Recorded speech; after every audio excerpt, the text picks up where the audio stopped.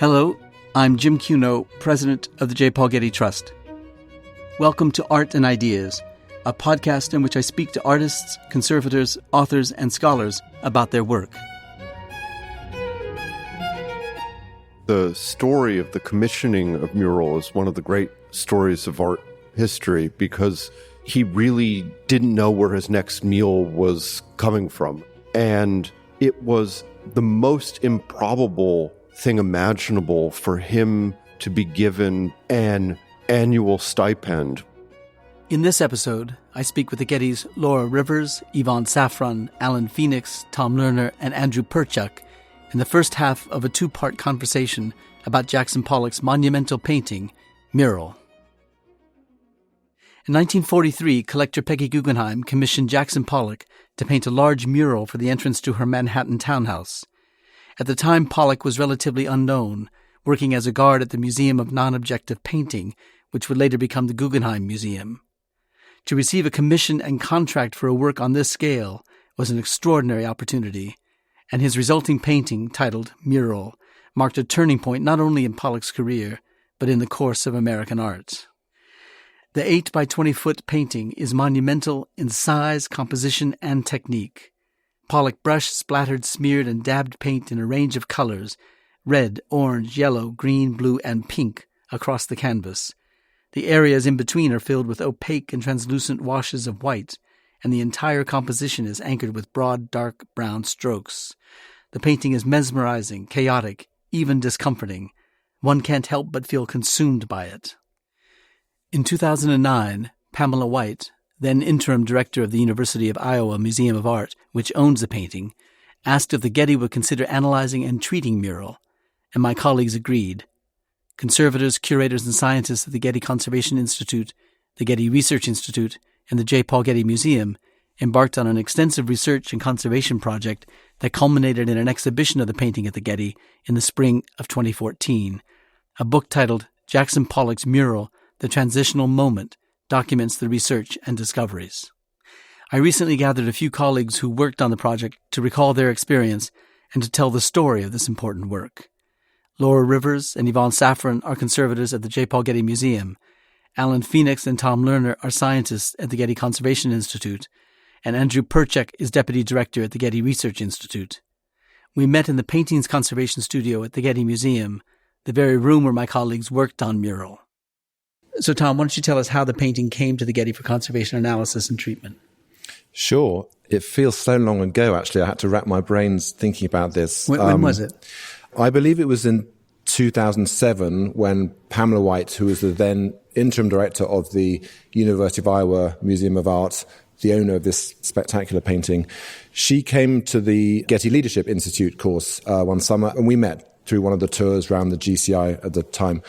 Things went very quiet for a couple of years. I heard stories about the Mississippi bursting its banks in Iowa City and the catastrophic floods there. But shortly after, she got back in touch. This must have been 2009, and proposed this extraordinary project. And it was extremely impressive to me because she pitched the project based on a long-term research project that the GCI had been undertaking, looking at how to analyze modern paints and what that means for conservation issues and sort of art historical interpretation. I immediately went to see Andrew Perchuk and Yvonne Szafran. Andrew, I think, immediately said yes. It was a very perhaps straightforward decision for him to agree to be part of a research project should this extraordinary painting come up to the Getty for a certain amount of time. Trying to convince Yvonne and the museum itself, of course, to house and look after this extraordinarily expensive and important work of art was a very different matter. And Yvonne, perhaps you could just continue the story because we tell this together, and I always like hearing your version, actually. Well, when Tom first came to me and said, wouldn't it be great if our two departments did a project together, I said, yeah, that actually sounds interesting. We don't normally work on 20th century works of art, but it might be a fun challenge. What do you have in mind? And he said, well, there's this painting by Jackson Pollock belonging to the University of Iowa. And I said, well, how big is it? And when he told me that it's 8 feet by 20 feet, I said, I don't think so, because we had just finished actually a collaborative project with the museum in Szafran on 2 very large paintings by Udry. And I think all of us in the studio were looking forward to working on smaller things for a change. And so that was my first answer. And then the directorship at the University of Iowa changed, and Sean O'Hara came on the scene. And he very cleverly wrote directly, not just to me, but also to our curator of painting, Scott Schaefer. And Scott Schaefer came to me and said, we have to do this. This is incredible. And I think I said something like, why? And he said, if the Getty doesn't take this on, what is going to happen to the painting? And that's when it really made sense to me that this was the perfect project to come to the Getty with all the resources here. It fit very nicely into our practice of collaborations with other institutions, where we bring great works of art here to be conserved and studied, both from an art historical perspective and from a scientific perspective, with our colleagues at GCI, who do the majority of our analysis. And so this project fit very nicely into that program. Sometimes we'll bring visiting conservators to help us with those projects, but in this case, the University of Iowa does not have a conservation department. They didn't have really anybody to send to help us. So it was that kind of a project where we did the work in consultation with staff at the University of Iowa, but the work itself was done here at the Getty by the Getty. Yeah. Tom, maybe I could ask you this question. For a long time, conservators have been working on paintings, but more recently they've been working together with conservation scientists and with art historians to develop an integrated approach with a conservator, a scientist, and an art historian. Sometimes this is called technical art history. So maybe you and then maybe Andrew can tell us about the advent of conservation science and its application to the art historical analysis of works of art. I'll give it my best shot, Jim. That's probably a podcast unto itself, the history of conservation science. And it's really hard actually to define when conservation science or technical history really begins. But probably actually going back to the early 19th century, maybe even further back, people were looking at works of art, archaeological finds with scientific tools. Most of the sort of larger established science departments in museums like the Fogg Art Museum in Harvard and the Louvre and the National Gallery in London, these developed in the sort of mid-20th century and were often set up actually to answer very sort of important questions about conservation. One of the great examples was looking at some of the cleaning controversies going on throughout the century, where it was recognized that science could play a really important role in understanding what was happening to works of art when they were being cleaned. But that is quite distinct from this area that we're talking about now, which is often called technical art history. Something's changed recently, and I'm not exactly sure what it is actually, because I think conservators in particular have been working with scientists for quite a long time. And maybe it's become much more integrated now. Maybe something has happened where perhaps more on the art historical side, and Andrew, I know you can speak to this much better than I can, where the place of scientific analysis has become much more central, and it feels more than just a few individual art historians or curators who understand that understanding materiality and how things are made is interesting. I mean, Andrew, do you feel something's changed dramatically, or has this been a sort of gradual increase in interest? Well, I think certainly when I was young, there was a much more theoretical bent to art history, and to a certain degree, object-based study was somewhat less at the forefront of art history. And I think that has really changed in the last 20, 25 years. And now what you can learn from the object, and especially the kinds of processes, techniques, others that both the museum and the GCI, I think, are becoming really central to art history. And I mean, I can give an example from the Pollock, which is that when we first had the Pollock in the lab and you could really see it up close, one of the things that was really pronounced about it, one of the things that really struck you at first was that there was a white paint on the surface of the painting that was very transparent. And so in the first few weeks that we had it, I remember thinking what an amazing thing that Pollock had done by creating this transparent layer that allowed the entire archaeology of the painting to be visible so that you could really see the painting develop over the course of his different painting processes. And of course, that thought I had turned out to be completely wrong.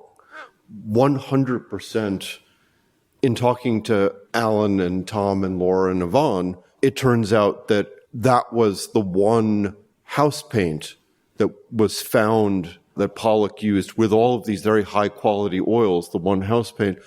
And that house paint, being a cheap commercial paint from the 1940s, had separated, and the binder and the medium had completely come apart, making it really transparent.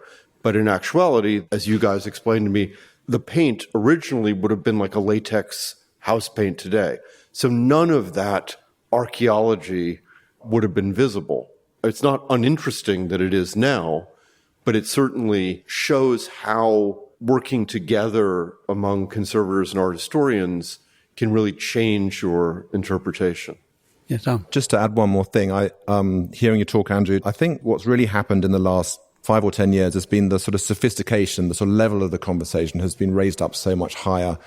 And I think part of that is an understanding of not just whether the role of science in some of these questions, but actually to critique that science too. I mean, often, people will use the term proven by science or something, but most scientists know that, you find one thing and then it gets disproved further down the line.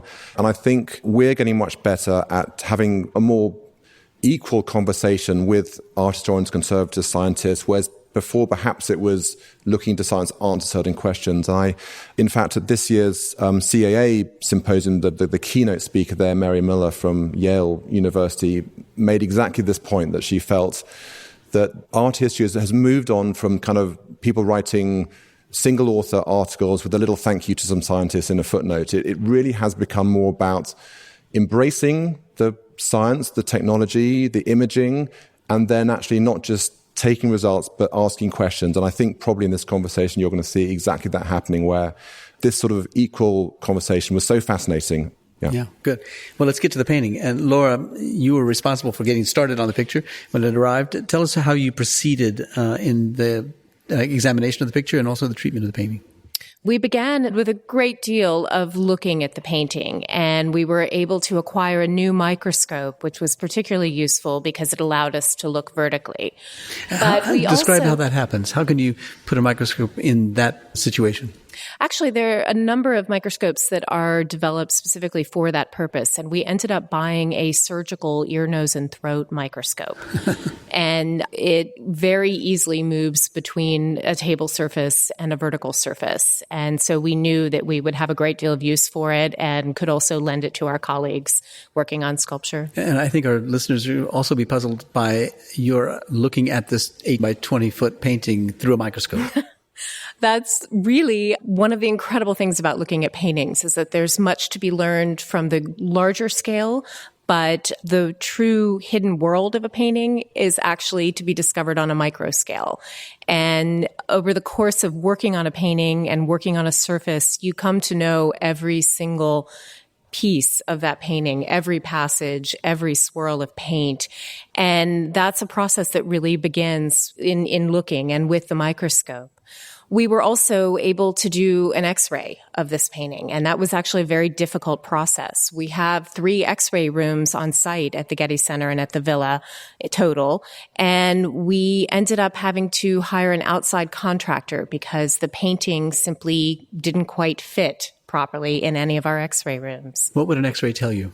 Essentially, it allows us to see areas of damage. It can give you an indication of how a painting was constructed.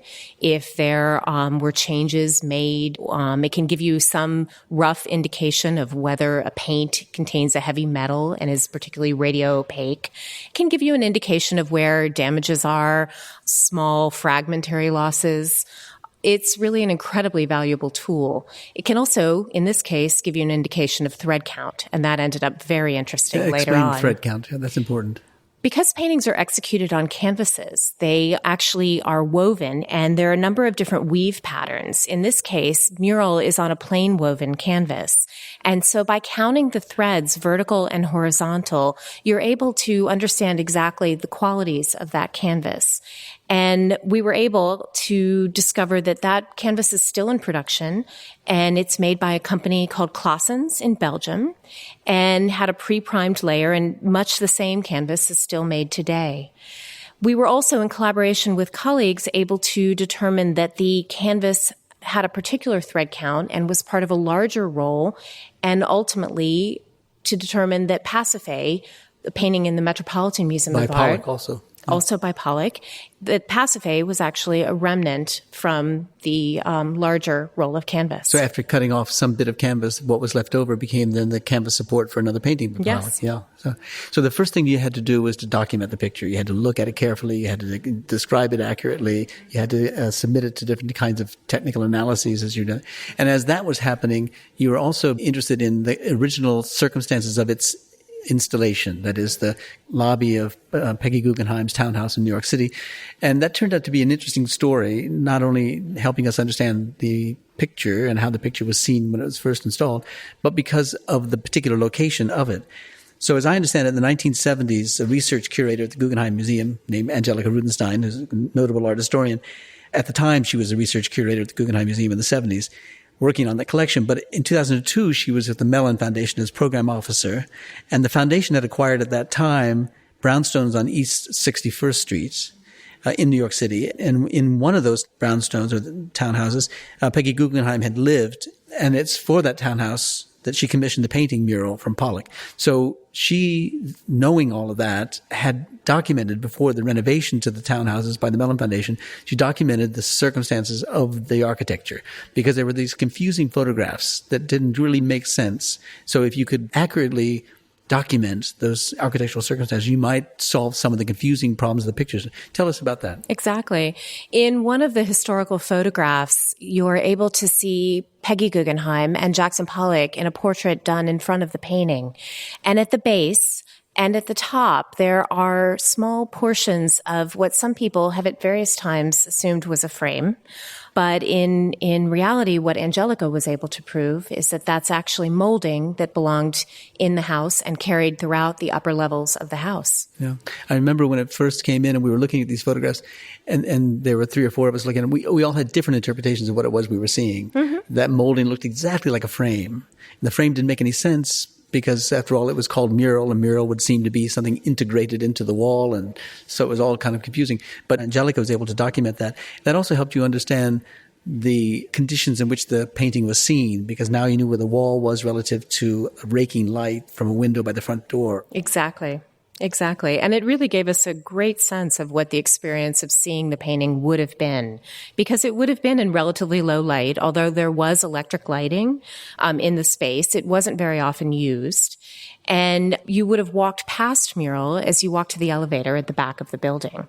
The story of the commissioning of Mural is one of the great stories of art history, because at the time that Peggy Guggenheim commissioned it, she had broken up with and was subsequently to divorce Max Ernst, who was her husband, the great surrealist artist, and was in a relationship with an Englishman named Kenneth McPherson.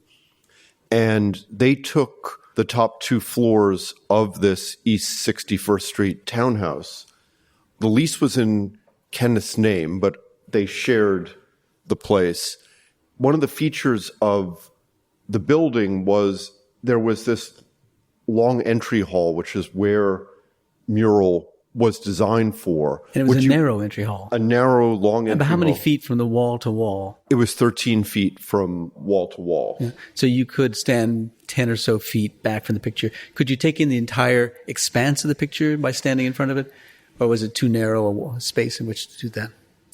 I think it would have entirely filled your visual field. And one of the things we did when the painting first arrived, in order to understand what it would have been like to see it in that space, was essentially to mark out in the studio at a certain point. The width of the studio is essentially what you would have experienced, and it really would have filled your visible field. And by studio, you're saying the conservation studio? Yes, the conservation studio. So you would effectively had a kind of model for looking at the picture as it would have been exhibited initially in the lobby.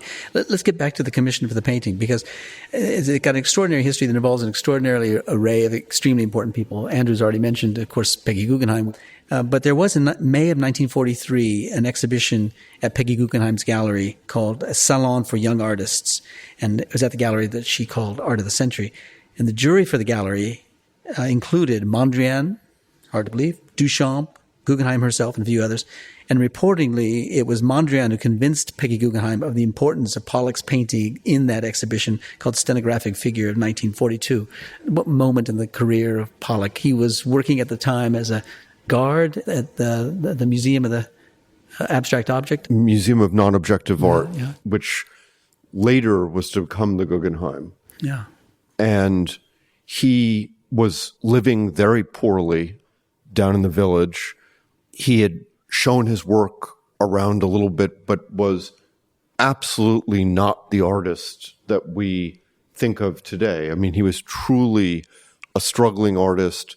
He had just come off of working on the WPA, where he was not in the mural section. He was one of the artists paid on the easel section of the WPA. And he really didn't know where his next meal was coming from. I mean, he, as you said, was working as a guard, and it was the most improbable thing imaginable for him to be given by Peggy Guggenheim an annual stipend, which was really... It was $150 a month. Which was, and there's a lot of money then. Was quite a bit of money. It allowed him to leave his job and to begin painting the thing. Because shortly thereafter, he got a contract in July of 1943. So just 2 months later, he got this commission to paint the mural for her townhouse. That was astonishing. That was also astonishing. And the story behind that is, just to continue with it, she's living in this townhouse. The entryway is very important because it's the only way to the elevator that takes you up to the apartment. There's no stairs. There's no other way but this elevator to get upstairs. So her and Kenneth McPherson are going back and forth, and she says that she is shocked by Kenneth's ostentatious ideas for how he wanted to decorate this entryway. And so she finally convinces him to commission Pollock to paint Mural for the entryway. And 70 years later, it's kind of amazing that commissioning an artist to paint an 8 by 20 foot mural for the entryway of your rented flat is not ostentatious. But right. Well, Duchamp is credited with convincing Peggy Guggenheim that she should let Pollock paint it on a canvas, the canvas that Laura described, so that it could be taken down, stretched, and removed from it should she leave this residence, right? Rather than what our listeners might think of it initially when hearing the term mural, that it was painted on the wall. But it was painted on canvas and stretched and filled the entire wall as if it were painted on the wall. That's right. In fact, it was stretched and primed and painted mostly, if not exclusively, in Pollock's studio. By that time, he and Lee Krasner have gotten together, and in order to stretch Mural, they have to take the wall down in Pollock's apartment between the living room and the bedroom. And they do this in the middle of the night because, of course, they don't want to get evicted for tearing down a wall in their rental apartment. There's one amazing photograph of Pollock standing with his shadow on the stretched canvas, which fills the apartment pretty much from floor to ceiling. And it is both important in a logistical sense that Peggy Guggenheim was only in New York because of the war, having left her beloved Europe for the United States because World War II broke out. Duchamp knew that she was going to move back to Europe as soon as the war ended and convinced her to have the painting painted on canvas. But I think that Duchamp was also perhaps thinking about a type of art that was something in the size of a mural, but portable like an easel, which to a degree is what the New York School painters, the abstract expressionists, Pollock and company, ended up creating in the 40s and 50s. This photograph that you mentioned about, let's call it his studio, his apartment in which you were painting the picture, and it's, as I recall, unpainted. It's plain canvas. It's stretched but unpainted. There was a lot of conversation when first we gathered together to talk about this painting years ago as to whether it was painted on the floor or on the wall. We all were thinking of Pollock as a guy who paints on the floor, not on a stretched canvas on the wall. Maybe Alan could tell us how it was you determined that it was painted on the wall. Yes, I think there are two things that point to it being painted upright in the vertical position. One is just the simple geography of the studio. It simply wouldn't have been possible to lay the painting on the floor and for him because to be able to move around. Because you knew the floor plan of the studio, you knew the size of the studio, you could make that determination? Roughly, yes. And with an 8-foot by 20-foot painting laid flat horizontally on the floor, there simply wouldn't have been the space around it for him to get access to it, and particularly to the center of the painting. And the physical evidence in the painting itself mainly comes from drips. He thinned the paint down considerably with turpentine, presumably, and all the drips in the paint are vertical. There's a very clear downwards flow of the paint across the surface, even to the point on the bottom edge where the fluid paint drips slightly onto the tacking margin as if it was leaning ever so slightly at an angle against the wall. Which tacking margin we mean around the edge of the painting? From the front of the painting around to the side of the stretcher, which would have been on a very slight downwards angle. Is there a reason why he would have painted it on a stretcher as opposed to tacking it to the wall? Laura? I think it was done on a stretcher because that allowed Pollock to have the feeling of the canvas moving. And if you have the canvas tacked to the wall, it's a very different experience in terms of how the canvas takes the paint from the brush. Without the movement of the canvas, you end up with a very different kind of stroke. If you're using a brush to paint on a hard surface, a canvas against the wall, versus a stretched canvas, which tends to move even as you walk by it. Yeah. Did he stretch the canvas himself?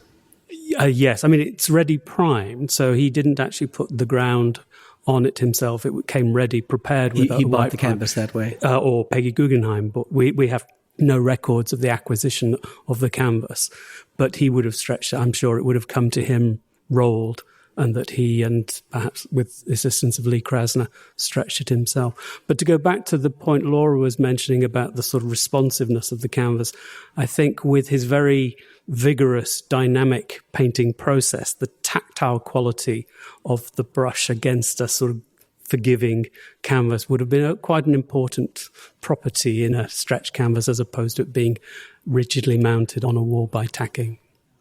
I also think that he was firmly entrenched in the traditional methods in a way, and that is the way you paint in oil painting. That way? He was trained that way. I don't think it would have felt right to him to be painting this great important commission with the canvas just tacked on the wall. That stretching the canvas falls very firmly into the tradition of oil painting on canvas. Yeah, we'll get to the question of the stretcher itself, because that plays a big role in the work that you guys had to do with the picture. But Laura described the canvas as plain cloth or plain weave canvas, which might give our listeners the impression that it was an inexpensive piece of cloth. No. When it turns out not to have been inexpensive. And the paint he used turns out not to have been inexpensive as well. So it was an expensive risk that he was taking. Very much so. It was an exquisite piece of pre-primed Belgian artist's linen. And it is a beautiful piece of canvas that 70 years on is still incredibly flexible. It's in beautiful condition, and it's a stunning piece of canvas. Yeah. So we'll get to the question of the myth of its being painted over a certain period of time.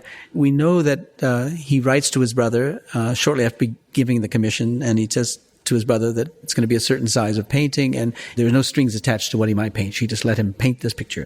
And then we know that he's exhibited the following November in an exhibition, and that he was well received, that Clement Greenberg recognized him as an important painter, and Clement Greenberg being the great taste maker at the time. And then Peggy Guggenheim writes to a friend and notes Pollock's exhibition in that November and says that he's painted a 20-foot mural in my house in the entrance, suggesting, because of the word she used, painted, that it's finished in November. You're now assembling all the documents and the photographs and so forth. You're trying to track down how it proceeded over time, how he painted the picture. What do you make of what seems to be, you assume, an accurate literary account that the painting was completed by November, when we know that it wasn't? It's really a fascinating story. I mean, that postcard is the only evidence that exists of anyone seeing the painting completed before the holidays of 1943, 1944. And in fact, there's no record of anyone, which is the great research that Angelica Rudenstein has done, there's no record of anyone seeing the painting or saying that they saw the painting in situ in Peggy Guggenheim's apartment until 1945. So we really have tried the best we can to construct what happened between 1943 in the summer, where he begins the commission, and 1945, which people are invited to Peggy Guggenheim's house after an opening at Art of the Century Gallery to see Mural, and there is widespread recognition that it's available to be seen at that time. And why is that important? I mean, it's important just as you want to document the production of the painting, but it's also important because of a certain myth associated with how quickly it was painted. The myth was that this painting was painted in one 24-hour burst, that Pollock was overwhelmed by the ambition, by the size of this 8 by 20 foot blank canvas, and really didn't know how to start, how to do it. And after months of really being blocked, he finally painted it in one 24-hour burst. So this myth about it being painted in 24 hours, you can suspend that for a minute because we'll get into the technical analysis that tells you a different story. But I guess I had forgotten or never quite understood that one could still accept this myth and have it first photographed in 1946. Now, they could have been blocked for a long, long, long time and painted it still in 24 hours. Do we have photographs or accounts of the painting in the process of being painted over a long period of time? Or is there actual visual evidence that can counter the myth of a 24-hour account of the making of the picture? Yes, there's one extremely important tripartite photograph, or a photograph that is actually three photographs because the painting was too large to capture in one single photograph. And are those three photographs taken at a different time, different date? Or how do we know what that represents in terms of time? They represent all three parts of the painting. They've broken the 8 by 20 foot canvas into three photographs, which we think are all taken at the same moment, probably in Pollock's studio. So how does that tell us that it wasn't painted in 24 hours? Well, here I'm going to turn things over to Alan because there are quite a few changes to the painting from the moment of the photograph to the painting that we see today. Yeah, so the three photographs, which are in black and white, unfortunately, I think show the painting at the first stage of completion, at the end of what we've called the main solidification phase of It's a little confusing because you identify three phases and we're talking about three photographs. Yes, but the photographs are not of each one a different phase. No, as Andrew said, these are three separate shots of the painting in the same condition, just photographed in three pieces because the painting is so large. But after these black and white photographs were taken, the mural received a further retouching campaign at some point to bring it to a final state of absolute finish. But I think to go back to the sort of myth of it being painted in one drunken evening, the first thing that goes against that as a plausible explanation for the painting reaching that fairly complete stage of finish is that it's painted in oil. Pollock claimed right at the very beginning that he was going to paint it in oil, and for the most part, that's what he did. Virtually all the paints that we analysed on Mural were oil paints, traditional artist oil, probably bought in tubes from an artist colourman. And Oil, one of its key characteristics, it takes a long time to dry. Depending on the pigment that's present, it can take a day, several days, possibly even a week or more. So there's a lot of paint on Mural and a lot of layers on Mural. And just in terms of the speed of drying, it wouldn't have been conceivable to put all those separate multiple layers on in such a short period of time without there being much more intermingling of one layer with the ones that have already been put on. How long might it have taken for a paint to dry? As I say, it can be anywhere from a day, 2 days, through to a week. Sometimes there are some very slow drying pigments that can take several weeks to reach full dryness. The reason I ask is we know that the painting was on the wall of the lobby of her townhouse for a rather brief period of time before it was then taken off the stretcher, rolled, and taken to her gallery, and then ultimately another instance to the Museum of Modern Art. So in the first couple of years after it was installed, it was taken down, I think, twice and shipped off to other exhibitions. Would that have inherently weakened the canvas? It's a good question. Big canvas like that? How much that sort of physical activity in its early years contributed to the ultimate condition of it in the 1970s and more recently. I think the paint itself would probably have been still quite flexible and compliant in those early years and would have been accommodate repeated rolling and unrolling. I think the more difficult aspect of the structure for repeated rolling and unrolling would have been the ground. It's actually a double ground, a lower layer of zinc white with a thin layer of lead white over the top. Describe that. So this is before he puts color on the painting. Yes. It just finishes off the canvas itself twice, 2 layers of it. No, this is the priming that was put on by Claessens, the canvas maker in Belgium, and that he would have received the canvas in that condition. Both the lead white and the zinc white priming would have been potentially quite brittle and stiff over time. Zinc white is actually known to form quite a stiff paint film in oil. So I can imagine that in repeated rollings in, say, the first 10, 15 years of its life, that cracking and possibly flaking would develop during that time. But the paint itself, I think, would have been reasonably flexible and able to accommodate that. Okay, I want to get to a description of the painted surface itself, but there's another story to this, and that has to do with the life after Peggy Guggenheim returns to Venice, and the painting then leaves her lobby of her townhouse and goes elsewhere. Tell us that story. Well, I think she knows she's going to be leaving New York, which is one of the reasons the painting is taken down from the townhouse and shipped to the Museum of Modern Art, where it's shown in this important exhibition of large-scale painting. She then, soon after that, moves to Venice and offers the painting to Yale University, which was the most prominent art school in the United States at that time. And Yale agrees to take it, but seems extremely unenthusiastic about it.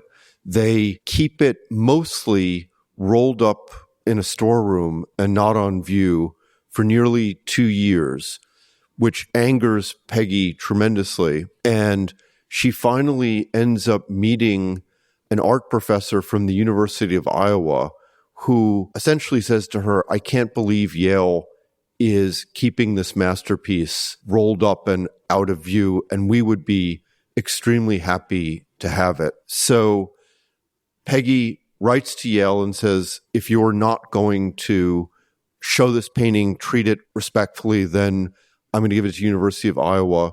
She ends up giving it to the University of Iowa. And then I believe for nearly a year, Iowa and Yale argue over who's going to pay the shipping, which was something ridiculous, like $50. Finally, they have that sorted out, and the painting ends up at the University of Iowa, where it's hung very high on the wall in the painting studio where painting instruction is taught. And you can see some fabulous photographs of students with very small easels working on small figurative paintings with the giant abstract murals sort of looming over them.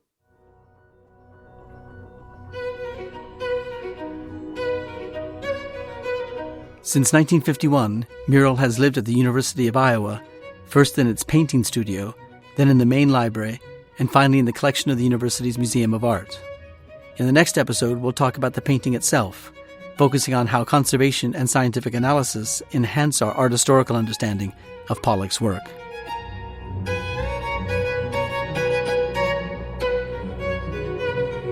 Our theme music comes from the Dharma at Big Sur, composed by John Adams for the opening of the Walt Disney Concert Hall in Los Angeles in 2003.